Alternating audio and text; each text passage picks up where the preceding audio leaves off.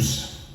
Je sais que la promotion immobilière traverse aujourd'hui un moment très difficile avec l'augmentation des taux d'intérêt qui pèse évidemment sur la rentabilité des opérations, avec un coût du foncier qui reste aujourd'hui très élevé, un coût du matériau qui reste très élevé également. Et donc nous avons depuis quelques mois une situation pour beaucoup d'entre vous qui est difficile. Et elle devrait le rester encore dans les mois qui viennent, avec des taux d'intérêt élevés pour lutter contre l'inflation et ramener la hausse des prix à des niveaux les plus raisonnables possibles. Nous sommes donc totalement déterminés, avec Olivier Klein, à faire le nécessaire pour aider la promotion immobilière à passer ce cap dans les conditions les plus convenables possibles. J'ai eu l'occasion de rencontrer l'ensemble de vos représentants hier. Nous avons eu une discussion approfondie, directe, concrète, pour essayer de voir quelles pouvaient être les pistes de travail sur lesquelles avancer ensemble. La première piste, c'est d'abord desserrer la contrainte financière et regarder notamment sur la question du taux d'usure, sur la question de l'endettement des ménages, sur la question des taux, ce qui pouvait être fait dans le cadre du Haut Conseil de stabilité financière, en accord bien entendu avec le gouverneur de la Banque de France. Vos représentants m'ont fait un certain nombre de propositions. Nous allons les étudier avec beaucoup d'attention et je souhaite qu'ils puissent ouvrir un dialogue avec le gouverneur de la Banque de France sur ce sujet d'accès au financement qui est absolument fondamental.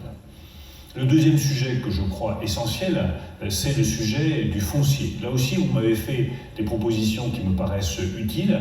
Je pense qu'il faut poursuivre le débat avec les maires, avec les élus locaux pour voir comment est-ce que l'on peut éventuellement séparer les questions de foncier des questions de bâti pour avoir un accès plus facile au foncier dans des conditions financières qui soient plus raisonnables.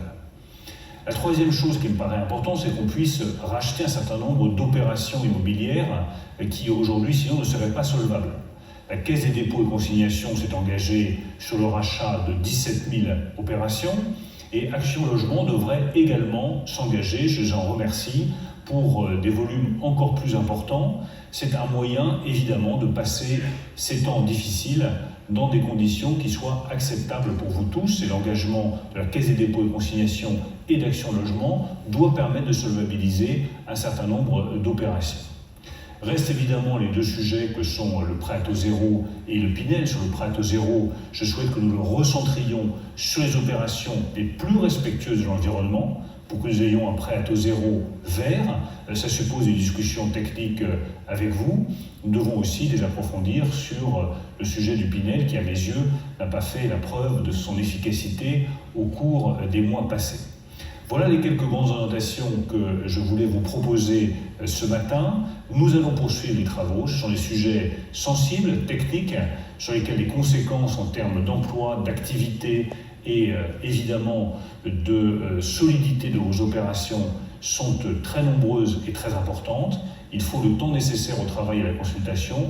Nous l'avons engagé, nous allons le poursuivre et vous pouvez compter sur mon engagement personnel et sur celui du ministre du Logement. Voilà.